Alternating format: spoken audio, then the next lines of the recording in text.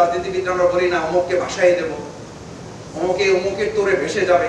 এই যে ভেসে যাওয়া, ভেঙে যাওয়া, ডুবাই দেওয়া, উল্টায় দেওয়া, এই রাজনীতির অপসংস্কৃতিটা আমাদের দেশে বন্ধের জন্য শুধু এই রাজনীতি অপসংস্কৃতি বন্ধের জন্য।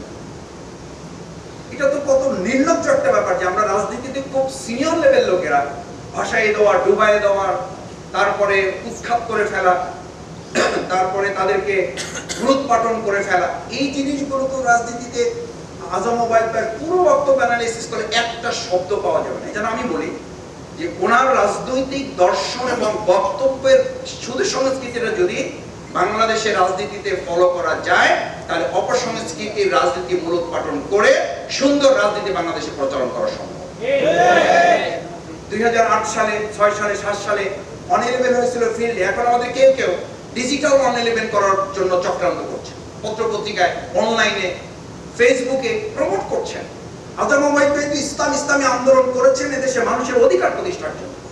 ইসলামী আন্দোলনকে বিজয় করে আল্লাহর জমিন, আল্লাহর দ্বীন বিজয় করলেই কেবল জনগণের অধিকার প্রতিষ্ঠা হবে, জনগণের দাবিটা কল্যাণ হবে, নিশ্চিত হবে। সেই কাজটা যদি আমরা এখানে যারা আছি করতে পারি, আমি বিশ্বাস করি আজম ওবায়দ ভাইয়ের প্রতি সবচেয়ে বড় সম্মান, শ্রদ্ধা, ভালোবাসাটা দেখানো সার্থক এবং সফল হবে।